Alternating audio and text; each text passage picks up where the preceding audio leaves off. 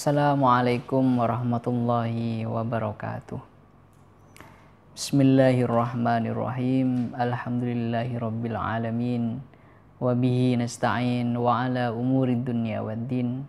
Wassalatu wassalamu ala asyrafil anbiya'i wal mursalin sayyidina Muhammadin wa ala alihi wa ashabihi ajmain. Amma ba'du. Pertama-tama marilah kita panjatkan puji syukur kita kepada Allah Subhanahu wa taala yang mana saat ini kita masih diberikan kesehatan. Kita masih diberikan nikmat dalam melakukan ibadah, tentunya utamanya yaitu ibadah di bulan puasa Ramadan. Semoga amal kita di bulan Ramadan ini menjadikan ibadah kita diterima oleh Allah Subhanahu wa taala. Kedua kalinya sholawat serta salam kita tujukan kepada baginda kita yakni Nabi besar Muhammad sallallahu alaihi wasallam. Semoga senantiasa kita mendapatkan syafaatnya di yaumil qiyamah nantinya. Hadirin yang berbahagia, hadirin yang dirahmati Allah, Imam Ghazali dalam kitabnya menerangkan bahwasanya dalam melakukan ibadah mandi itu harusnya disertai dengan beberapa tata krama sehingga yang namanya ibadah kita itu tidak percuma, tidak sia-sia di mata Allah Subhanahu wa taala. Oleh karena itu Imam Ghazali menganjurkan kepada kita untuk memperhatikan terhadap adab-adab, terhadap tata krama dalam melaksanakan ibadah mandi. Mandi sendiri secara definisi itu adalah membersihkan seluruh anggota badan ketika kita itu dipertemukan dengan hadas besar, dan hukum mandi tersebut itu menjadi wajib. Apa saja yang dianjurkan oleh Imam Ghazali dalam melaksanakan ibadah mandi? Beliau menegaskan dalam kitab Bidayatul Hidayah, yaitu Bismillahirrahmanirrahim. Faidha asabatka janabatun min ihtilamin aw wiqa'in fahmil al-ina'a ilal mutasili wasil yadaika awalan salasan wa azil ma ala badanika min qadrin. Ketika seseorang tersebut, ketika manusia dipertemukan dengan adanya junub, dipertemukan dengan adanya mimpi, atau dipertemukan dengan adanya hubungan suami istri, maka hendaklah dia itu mengambil sebuah wadah untuk melaksanakan proses pemandian terhadap atau proses pembersihan terhadap tubuhnya. Oleh karena itu, pertama kali orang tersebut itu dianjurkan untuk membasuh kedua tangannya terlebih dahulu sebanyak 3 kali. Kemudian selanjutnya adalah menghilangkan terhadap apa-apa yang ada di badannya, baik itu dari kotoran, baik itu dari kotoran yang nempel atau yang semacamnya. Oleh karena itu, ketika kita dalam melaksanakan ibadah mandi, kita jangan langsung mandi terlebih dahulu. Akan tetapi kita dianjurkan untuk membersihkan terhadap anggota-anggota.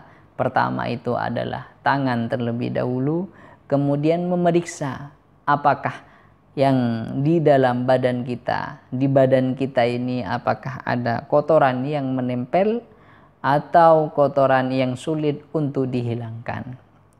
Kemudian setelah itu watawaddo kama saboka wudu'uka lis-sholati ma'a jami'id da'awati. Kemudian setelah itu kita dianjurkan untuk mengawali mandi kita, yaitu dengan melaksanakan wudhu, yaitu dengan beberapa syaratnya. Kemudian wa akhir wasla rijlaika kaila yudi al ma'u, dan mengakhirkanlah kamu ketika melaksanakan wudhu tersebut, yaitu dengan membasuh kedua kaki. Supaya apa?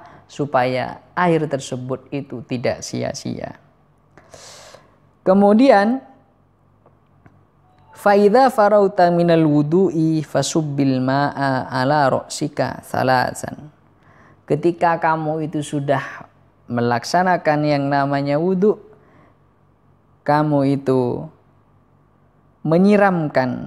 menyiramkan air di atas kepala kita sebanyak 3 kali. Ini adalah anjuran daripada Imam Ghazali. Wa antanawin raf al-hadasi minal janabati. Nah, ketika kita melakukan ibadah yang namanya mandi ini, ketika sudah memulai niat, kita itu pertama harus menyiramkan anggota paling atas kita, yaitu daerah rambut kita. Kemudian dibarengkan dengan membaca niat nawaitul wuslah li raf'il hadasil akbari fardul lillahi ta'ala. Saya niat untuk melakukan mandi karena untuk menghilangkan hadas besar, fardu karena Allah Ta'ala. Kemudian summa ala syakkika al-aimani salasan, summa alal aisari salasan. Kemudian setelah kita membersihkan, menyiramkan terhadap anggota bagian atas kita, kita menyiramkan terhadap anggota yang bagian kanan terlebih dahulu. Kemudian setelah anggota kanan 3 kali, kemudian dilanjutkan dengan anggota kiri kita sebanyak 3 kali juga. Kemudian wadluk ma akbala mim badanika wa ma adbar.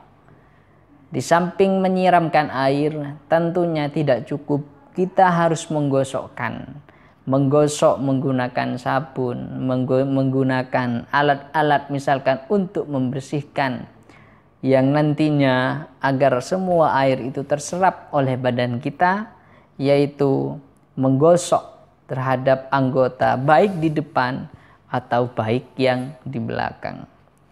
Kemudian wa khallil sya'ra ra'sika wa lihyatika wa ausil ma'a ilal ma'adi fil badani wa manabitis sya'ri wa ma khaffa minhu wa ma kasufah.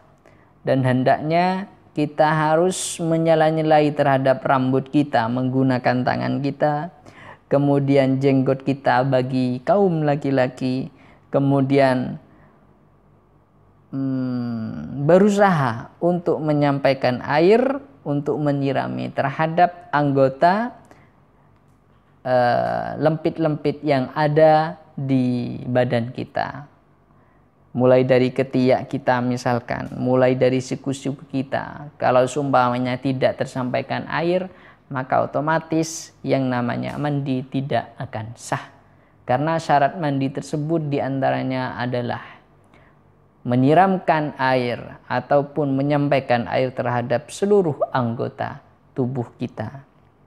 Maka oleh karena itu, ketika kita dalam melaksanakan mandi ini, hendaklah kita gosok semua yang namanya badan kita, kemudian lempitan daripada badan kita, kemudian tempat tumbuhnya rambut, baik itu yang tidak terlalu tebal ataupun yang tebal. Oleh karena itu, ketika kita sudah membersihkan terhadap anggota tubuh kita, maka insya Allah yang namanya air tersebut itu bisa sampai kepada semua anggota yang diwajibkan, yang namanya air tersebut itu harus sampai. Kemudian selanjutnya, wahdar antamussa dzakaroka ba'dal wudu'i, dan khawatirkanlah kamu dan jangan sampai ketika kamu tersebut itu dalam keadaan mandi, jangan sampai menyentuh terhadap kemaluan Anda. Kalau seumpamanya menyentuh terhadap kemaluan Anda, maka Anda itu disunahkan untuk mengulangi lagi, yaitu dengan melakukan aktivitas wudhu terlebih dahulu seperti tadi. Oleh karena itu, dalam melaksanakan ibadah mandi ini, kita harus membersihkan terhadap anggota tubuh kita, membersihkan terhadap anggota lempitan tubuh kita tanpa menyentuh terhadap kemaluan kita sendiri. Oleh karena itu, kita mengetahui bahwasanya rukun-rukun daripada mandi itu diantaranya adalah, pertama adalah niat, kemudian yang kedua adalah harus menghilangkan najis, kemudian yang ketiga adalah meratakan air terhadap kulit, kemudian selanjutnya adalah tertib. Oleh karena itu, dalam mandi misalkan dapat disimpulkan apa yang dianjurkan oleh Imam Ghazali. Itulah diantaranya adalah, pertama, kita harus melakukan kesunahannya, yaitu diantaranya adalah membasuh kedua tangan kita terlebih dahulu, kemudian berwudu sebelum melaksanakan mandi, kemudian setelah itu baru kita mandi dengan cara menyiramkan air dari anggota tubuh atas kita, baru anggota kanan, kemudian anggota kiri. Kemudian selanjutnya adalah menggosok terhadap anggota badan, baik itu di depan maupun yang di belakang, guna agar yang namanya kotoran-kotoran, guna yang namanya air tersebut itu bisa masuk terhadap semua anggota tubuh kita. Dan kita dianjurkan untuk menyela-nyelai terhadap yang namanya rambut, yang namanya bulu, yang baik itu tebal maupun tidak tebal.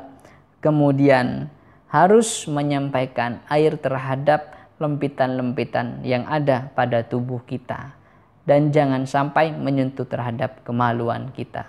Oleh karena itu, dalam mandi ini kita niatnya, kalau dalam mandi besar itu adalah, saya ulangi, nawaitul wusla li raf'il hadasil akbari fardhan lillahi ta'ala. Saya niat mandi untuk menghilangkan hadas besar, fardu karena Allah Ta'ala. Kemudian hukum mandi ini adalah wajib apabila kita dipertemukan dengan adanya hadas besar, misalkan junub. Akan tetapi hukum daripada mandi di sini bisa menjadi sunnah apabila kita hanya ingin membersihkan terhadap anggota badan kita. Itulah diantara beberapa anjuran daripada Imam Ghazali terkait adab dalam melaksanakan ibadah mandi. Oleh karena itu, agar yang namanya ibadah kita dapat bernilai, tidak sia-sia, maka rukunnya, kemudian sunnah-sunnahnya itu harus dilakukan agar yang namanya ibadah dapat dikatakan baik dan mempunyai kualitas yang baik pula, baik di mata manusia ataupun di mata Allah Subhanahu wa Ta'ala. Demikian yang bisa kami sampaikan terkait adab mandi yang dianjurkan oleh Imam Ghazali. Semoga dapat bisa diamalkan dalam kegiatan sehari-hari dan bisa bermanfaat bagi kita semua. Itu saja pemaparan dari kami. Kurang lebihnya kami mohon maaf. Wal afu minkum. Wassalamualaikum warahmatullahi wabarakatuh.